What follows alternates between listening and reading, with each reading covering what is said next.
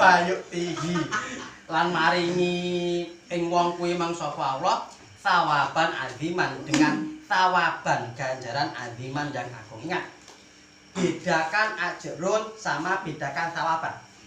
Arti kita selama ini, ajrun artinya pahala, sawabun artinya pahala. Padahal artinya berbeda. Berbeda. Tapi lek kadang-kadang lek mulang cah-cah tidak, cah sanawi ndak masalah. Sawabun karo ajrun padha ganjaran ora protes. Tapi engko lek wong mahasiswa mbok ulang ini ya protes deh lho. Lah kok padha, kudune enggak padha ya kan. Harus tidak sama. Begini, ketika ada kata-kata dalam bahasa Arab itu yang sama seperti sawabun dan ajrun yang artinya sama-sama pahala. Sedangkan kata-kata ini banyak digunakan di dalam Al-Qur'an. Lah berarti lek banyak kata-kata yang sama artinya. Lah Allah Subhanahu wa taala berarti minim kosakata tuh. Di dalam Al-Qur'an kan oke, yang diartikan sama. Lah berarti Allah minim kosakata lek ngono kuwi.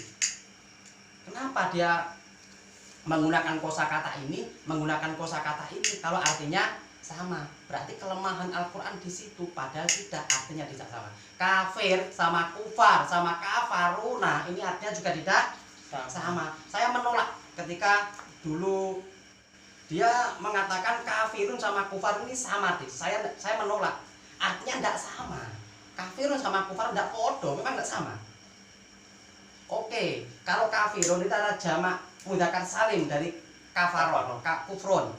Kufar jamak taksir. Tetapi kenapa Allah menggunakan kafirun di satu ayat dan menggunakan kufar di ayat yang lain kalau artinya sama? Kan pemborosan kata akhirnya. Padahal Allah itu mustahil dari pemborosan kata. Berarti artinya tidak sama.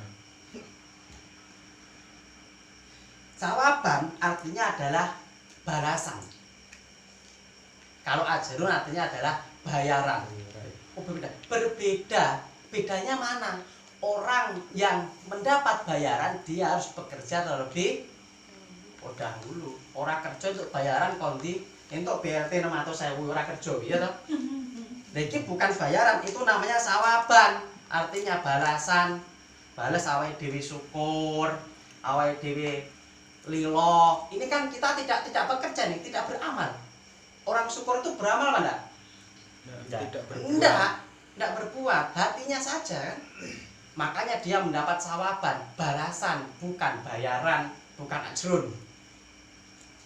Tapi enggak masalah lah. Mana dari sekadar lebih jauh itu. Inas tune ingsun, nahnu ya ingsun iku nuhyi nguripake al-maut ta pira-pira wong mati. Setujunya kami itu menghidupkan orang yang mati. Ketika Allah menggunakan kata ina, berarti di sini ada bantuan pihak lain. Ketika Allah menggunakan kata ina, nahnu berarti ada bantuan pihak lain. Ketika Allah menghidupkan orang yang mati, apakah Allah sendiri bekerja? Tidak. Yang meniup sangkakala siapa? Israfil. Orang-orang akhirnya hidup, roh ditiupkan kembali di situ oleh malaikat. Hiduplah manusia. Oleh karena itu banyak yang diikut sertakan dalam menghidupkan manusia, maka menggunakan kata inna, artinya kami. Tapi ketika Allah bekerja sendiri, tidak ada bantuan siapapun, ini bukan ina, ya ana utawa khalaqtu. Seperti Adam, ini Allah menggunakan kata khalaqah, bukan ina, karena yang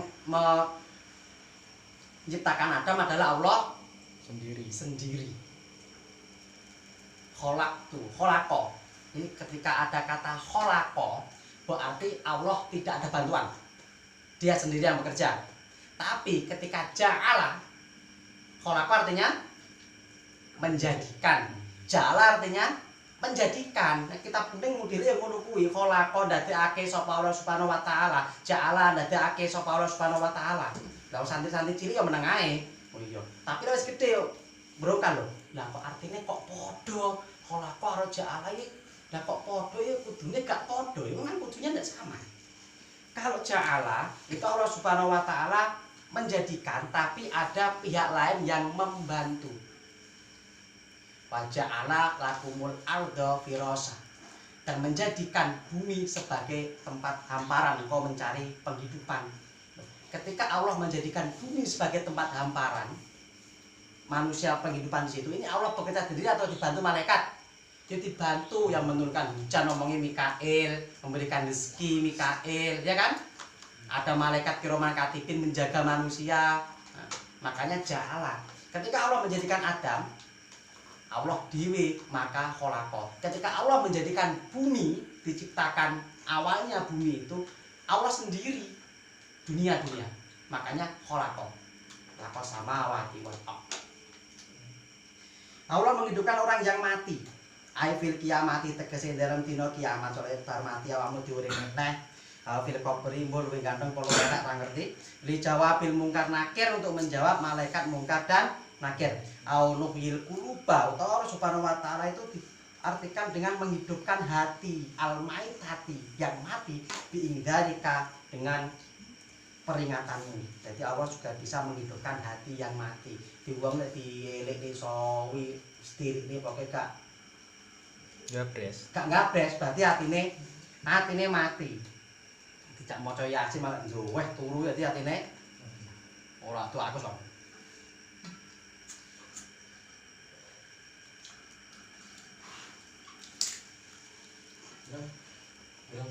Jalan cerita loh, tidak begitu saja, apalagi wanak tubuh makodamu, dan Allah juga mencatat apa yang dicatat, pekerjaan kodamu yang sudah berlalu, ini apa yang kau kerjakan kemarin dicatat oleh malaikat. Wa atharohum, dan peninggalan atau pekerjaan yang saat ini kau lakukan juga dicatat. Istilahnya Allah Subhanahu wa taala itu mencatat prasasti Anda, peninggalan Anda dulu bagaimana, sama nih wong apik atau wong elek, dan prestasimu ketika hidup di dunia itu apa. Lagi kira-kira sama nih prestasi sampai saiki iki apa prestasi? Sak liyane di bojo karo gawe anak. Mbok dijawab gawe bojo karo gawe anak itu prestasi. Iki pancen takdir. Apa wong yo ngono kuwi. Prestasi apa Anda apa ketika hidup di dunia ini? Jadi hidup ini cuma sekali. Kalau bisa kita harus mengukir prestasi. Supaya ngapain? Supaya aktubu, supaya dicatat oleh Allah. Orang kalau banyak prestasinya, walaupun dia meninggal kan namanya tetap dikenang. Ini berarti prestasinya dicatat. Saya kira-kira soal awak mau mati ini tentunya prestasimu dicatat ora? Sampai kuburanmu ra ketok. Ora keteran sing ngurusi. Astagfirullahaladzim. Ya sampai ngono ya toh. Ra sing kerennya yo bingung aja, Pak. Gila, karena itu banyak mengukir prestasi.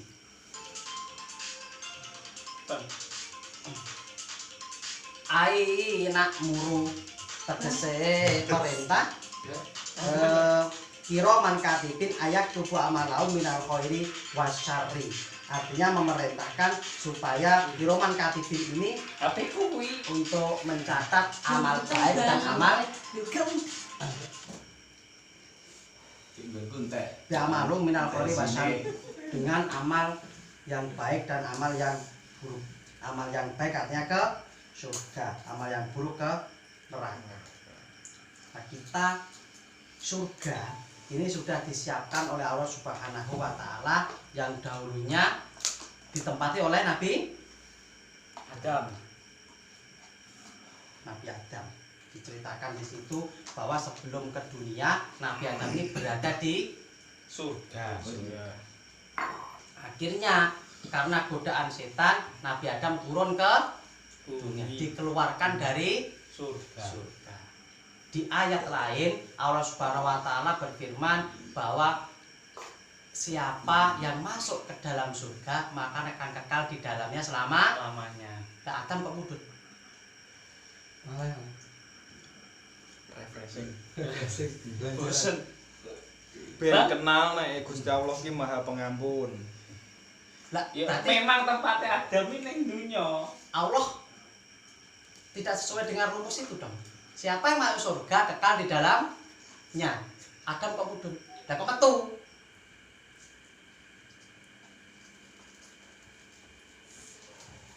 Bingung ya? Anu, selang waktune. Namanya kekal itu tidak akan keluar. Iku digawe umate sing di dunya. Rumus ini universal. Ini berlaku untuk semua. Jadi pengertian yang sama.